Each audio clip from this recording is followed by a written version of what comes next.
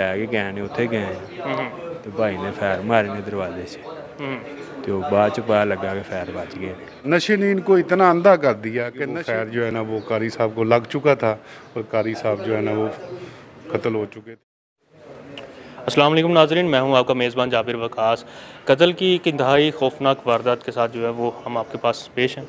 इस वक्त जो मुल्ज़मान हैं वो हमारे साथ मौजूद हैं जिन्होंने इमाम मस्जिद के घर के ऊपर फायरिंग की और एक मर्डर केस में ये सब जो हैं वो इन्वॉल्व हैं। मेरे पीछे अगर देखें तो ये सभी नौजवान हैं जो जिनके बारे में ये ख्याल किया जाता है कि मुल्क में जो नौजवान हैं वो पढ़े लिखेंगे, मुल्क को आगे लेकर जाएंगे, लेकिन इनकी अपनी एक्टिविटीज़ ऐसी हैं कि देख कर दुख होता है कि हमारे माशरे के जो नौजवान हैं वो किस तरफ चल पड़े हैं। ये बताएं नुमान कि उस दिन वाक़या क्या पेश आया था, किस बात पे रंजिश थी, क्यों हुआ ये? सर मेरी रंजिश ना कोई नहीं है किसी, ठीक है, लड़ाई झगड़ा इन्हां दा सी। ठीक है, लड़ते झगड़ते मैं सुलह कराने दे विच फस गया वां। किसके साथ था लड़ाई झगड़ा, तफसील से बताना। उनके बेटे के साथ इनका। आपका लड़ाई झगड़ा था, किसका था, क्या लड़ाई झगड़ा था? मेरा सर इस तरह ही थोड़ा दोस्त के नाल मुँह मारी हुई है। वो दोस्त था आपका? हाँ जी। क्या नाम था उसका? उमर। अच्छा, ऐस भाई ने सुलह कराई थी घंटे के बाद ही, ठीक है, रोला खत्म हो गया। यानी कि इस तरह थोड़ी मुँह मारी हमकलामी हुई सी। ठीक है, उस तो 14-15 दिन बाद हाँ जी, ਇਹ ਭਾਈ ਨੇ ਬੁਲਾਇਆ ਸਾਨੂੰ ਡੇਰੇ ਤੇ। अच्छा, ਉੱਥੇ ਗਏ ਆ, ਸ਼ਰਾਬ ਸ਼ਰੂ ਪੀਤੀ ਆ। ਭਾਈ ਨੇ ਖੁਦ ਹੀ ਉਹਦੇ ਬੇਟੇ ਨੂੰ ਗਾਲ ਕੀਤੀ, ਨਾ ਅਸੀਂ ਉਹਨੂੰ ਕਿਹਾ ਨਾ ਕੋਈ ਚੱਕਰ। ਇਹ ਭਾਈ ਅੱਗੋਂ ਲੈ ਕੇ ਗਏ ਨੇ, ਉੱਥੇ ਗਏ ਆ ਤੇ ਭਾਈ ਨੇ ਫੈਰ ਮਾਰੇ ਨੇ ਦਰਵਾਜ਼ੇ 'ਚ ਤੇ ਉਹ ਬਾਅਦ 'ਚ ਪਤਾ ਲੱਗਾ ਕਿ ਫੈਰ ਬਚ ਗਏ ਨੇ। तो शराब वगैरह इकट्ठे पीते रहे, वो भी पीता था? आगे दोस्ती थी आपकी उसके साथ या क्या थी, किस तरह दोस्ती हुई थी उसके? ਸਰ ਉਹਦੇ ਨਾਲ ਇੰਨਾ ਨਹੀਂ ਫਿਰਿਆ, ਯਾਨੀ ਕਿ ਸਲਾਮ ਦੁਆ ਜਾਂ ਭਾਈ ਦੇ ਕੋਲ ਹੀ ਆਉਂਦਾ ਜਾਂਦਾ ਰਹਿੰਦਾ। ਇਹਨੇ ਉਹਨੂੰ ਕਿਹਾ ਡੇਰੇ ਤੇ ਆ। ਭਾਈ ਨੇ ਕਾਲ ਕੀਤੀ ਸੀ ਨਾ, ਅਸੀਂ ਇਹਨੂੰ ਕੋਈ ਚੱਕਰ ਵੀ ਯਾਨੀ ਕਿ ਕਿਹਾ ਇਹਨੂੰ ਭਾਈ ਨੂੰ ਕਾਲ ਕਰਨਾ, ਅਸੀਂ ਕੋਈ ਅਸੀਂ ਗੱਲ ਹੀ ਕੀਤੀ। ਲੜਾਈ ਦੀ ਅਸੀਂ ਗੱਲ ਹੀ ਨਹੀਂ ਕੀਤੀ ਭਾਈ ਨਾਲ, ਅਸੀਂ ਵੈਸੇ ਬੈਠੇ ਹਾਂ ਯਾਨੀ ਕਿ ਉਸ ਰਾਤ ਭਾਈ ਨੇ ਖੁਦ ਹੀ ਉਹਨੂੰ ਕਾਲ ਕਰ ਦਿੱਤੀ। तो फायरिंग वहाँ पे की थी या घर जाके की थी? फायरिंग उत्थे उनके बूहे अगे जाके भाई ने की।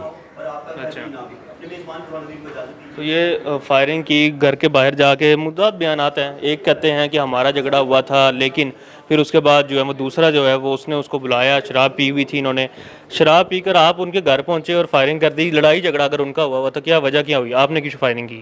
मुझे लेके ये गए थे, शराब इन्होंने मुझे पिलाई थी सर। दरवाज़ा भी इन्होंने खड़कवाया था, मुझे तो घर का भी नहीं पता था। अब मेरी तरफ से मेरे साथ 4 और मेरे से फिर डाल दें। तो दोस्ती आपके साथ थी या इनके साथ थी? किसकी? उस लड़के की। इनकी। तो ये तो कह रहे हैं कि आपके साथ ज़्यादा दोस्ती थी, आपकी तरफ आते जाते थे। मेरे तरफ तो एक दफ़ा आया बस, जिस दिन इनकी मैंने सुलह करवाई थी।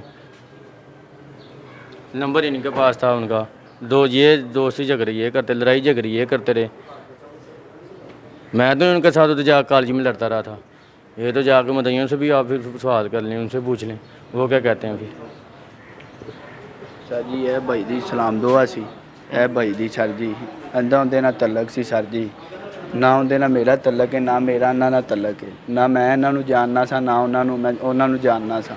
ਉਹਨਾਂ ਨੂੰ ਤਾਂ ਮੈਂ ਜਾਣਦਾ ਹੀ ਨਹੀਂ, ਨਾ ਇਹਨੂੰ ਵੀ ਨਹੀਂ ਜਾਣਦਾ ਸਰ ਜੀ। ਇਹ ਭਾਈ ਮੈਨੂੰ ਉਹਨਾਂ ਕੋਲ ਲੈ ਕੇ ਗਿਆ। ਇਹ ਭਾਈ ਪਹਿਲੇ ਲੜਿਆ ਸੀ ਮਦਈਆਂ ਦੇ ਨਾਲ ਪਹਿਲੋਂ ਸਰ ਜੀ, ਕਾਲਜ ਇੱਥੇ ਮੂੰਹ ਮਾਰੀ ਹੋਈ ਹੈ। ਇਹ ਭਾਈ ਨੇ ਸੁਲ੍ਹਾ ਕਰਾਤੀ। ठीक है सर जी। ਇਹ भाई ने फिर फ़ोन किया, नंबर दिता, फिर इन्हें फ़ोन किया सर जी। फ़ोन करके सर जी फिर इकट्ठे हो गए, उत्थे गए ने सर जी। यह नहीं पता ही उत्थे फैर मार देना की करना सर जी। इन्होंने सर जी उत्थे जाया फिर बूहे नूं फैर मारे। अंदर उनका अबू सी, उन्होंने सर जी फैर बज गया। लड़ाई सर जी इस भाई की सारी सर जी। ना उन्होंने साडा तलक है, ना मेरी उन्होंने नाल सलाम दुआ, ना भाइयां, ना भाइयां नूं पुछ लो। ठीक है, लेकिन उस रात तुम वहाँ पे थे? सर जी मैं उत्थे सर जी जो गए हैं ना सर जी, उत्थे नाल गए हैं सर जी। भाई ने उत्थे कढ़ के पिस्तौल भी भाई दा सी, फोन भी भाई ने कीता। उत्थे बूहे जाके फैर मारे आ।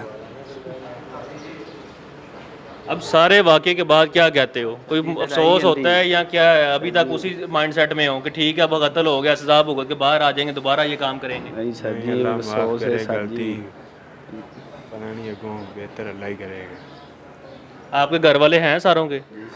अब उनका क्या हाल है? वो राजी हैं, आते हैं जाते हैं, पूछते हैं। घर वाले तो ज़ाहिर है कि परेशानी में आ जाते हैं, लेकिन जवानी का ये जो जोश है, ये जो ज़ोर है और अदम बर्दाश्त है, और ख़ास तौर पर शराब के नशे में धुत होकर जो है जवानी का जो नशा है ये दुबाला हो जाता है, और फिर इस तरह के गलत काम होते हैं कि लोग जो है वो कत्ल की वारदातों की तरफ जो है वो चले जाते हैं। इस तमाम तर वाक़ये में आपने देखा कि जो मुल्ज़मान है, कभी कोई किसी के ऊपर इल्ज़ाम डाल रहा है, कोई दोस्त दूसरे पे इल्ज़ाम डाल रहा है, वो उसको जानता था, वो उसको जानता था, और कोई शख्स तो ये कह रहा है कि मुझे तो पता ही नहीं था इन लोगों का कि आपस में ताल्लुक़ है, कोई झगड़ा है और मैं सिर्फ जाकर साथ फंस गया हूँ। ये दोस्ती जो है वो इस नहज पर ले आती है कि आप अपने दोस्तों के साथ मुख्तलिफ जगह पर जाते हैं और फिर उसके बाद खमियाजा ये भुगतना पड़ता है कि आपको जेल की सलाखों का जो है वो सामना करना पड़ता है। इस तमाम सूरत हाल में इस केस को प्रोब करने वाले और इन्वेस्टिगेशन ऑफिसर सलीम साहब हमारे साथ मौजूद हैं। सर अस्सलाम वालेकुम, ये बताइएगा कि वाक़या किस तरह रिपोर्ट हुआ और फिर उसके बाद क्या हक़ाइक़ सामने आए? देखिए जी, ये नश्तर कॉलोनी में एक चौधरी कॉलोनी है, वहाँ का वाक़या है। ये एक इमाम मस्जिद थे जिनकी इलाके में बड़ी इज़्ज़त थी और ये उधर मस्जिद में भी इमामत करवाते थे। इनका बेटा था एक, जो इनका दोस्त था मुल्ज़मान का, और ये पहले भी एक दूसरे से मामूली बातों पे झगड़ा भी करते रहे हैं। तो जिस दिन का वक़ूआ है उस दिन इन्होंने चारों दोस्तों ने प्रोग्राम बनाया कि किसी डेरे पे बैठ के वहाँ पे शराब पीते हैं। इन्होंने वहाँ बैठ के शराब पी है। शराब पीने के बाद एक तो आदमी कोई प्री प्लानिंग करता है, इनकी कोई प्री प्लानिंग भी नहीं है। नशे ने इनको इतना अंधा कर दिया कि नशे को ये लेकर के ये चले उसके साथ चलते हैं, उसको भी बुलाते हैं, कारी साहब के बेटे को भी कहते हैं हमारे साथ सुलह करो, वो भी बैठेगा। शराब मज़ीद इनके पास थी और ये नशे में इतना ओवर हो चुके थे, इनको खुद नहीं पता था कि ये क्या करने जा रहे। ये गए रात 1:30 बजे, इन्होंने कारी साहब का दरवाज़ा खटखटाया। जिसको इन्होंने मिलना था कारी के बेटे को, वो तो सोया हुआ था। तो कारी साहब उठे हैं। कारी साहब ने दरवाज़ा आके बाहर देखा, जब जिसने खटखटाया तो उन्होंने अंदर से आवाज़ दी, जाओ 1:30 बजे रात इधर क्या लेने आए हो, दफ़ा हो जाओ, बेटा मेरा सो गया है।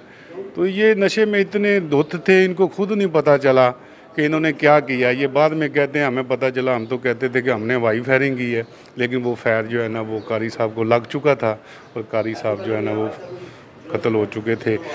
ये सब जो अनजाने में इंसान से होता है, तो उसके पीछे तो वो वही शराब का जो है ना वो जो आदमी दोस्तों में बैठ के पी लेता है, उसको खुद नहीं पता चलता कि मेरे हाथों से फिर क्या हो गया। ये माजरा इसी किस्म का है। सर ये बताइएगा, सारे मुल्ज़मान कह रहे हैं कि वो उसके साथ दोस्ती थी, उसके साथ दोस्ती थी, असल में दोस्त है कौन था? दोस्त ये कारी साहब का, जो कारी साहब फौत हुए हैं, उनका बेटा, ये इन्हीं चारों के साथ पहले भी जो बातें सुनी है कि इन चारों के साथ उसकी दोस्ती थी, तो वो भी दिलचस्पी रखता था। ज़ाहिर बात है वो भी इनके साथ बैठता होगा, पीता होगा। तो अब ये सामने नहीं ना ला रहे बातों को कि वो कह रहा है उसका दोस्त है, वो कह रहा है उसका दोस्त है। ज़ाहिर बात है इनके साथ वो पहले भी बैठता रहा। अच्छा ये बताइएगा, इस तमाम सूरत हाल में एक शख्स ऐसा भी है जो कह रहा है सिर्फ कि मैं तो इन सबको ही नहीं था जानता कि इनके आपस में दोस्ती थी, यहाँ कोई लड़ाई झगड़ा था, मैं सिर्फ उस दिन साथ चला गया।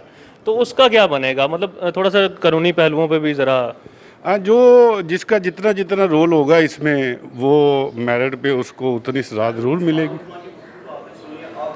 अच्छा, इस तरह की सूरत हाल में आप क्यों देख रहे हैं कि माशरे में जो है वो लड़के इतनी जल्दी रिएक्ट करते हैं, और उसके ख़िलाफ़ भी जो कि उनका दोस्त भी रह चुका हो, और फिर उसके बाद शराब भी इस तरह दस्तयाब है और लोग जो है वो पी कर दुत होकर जो है वो गुलगपड़ा कर रहे हैं? क्या वजह क्या है माशरे में?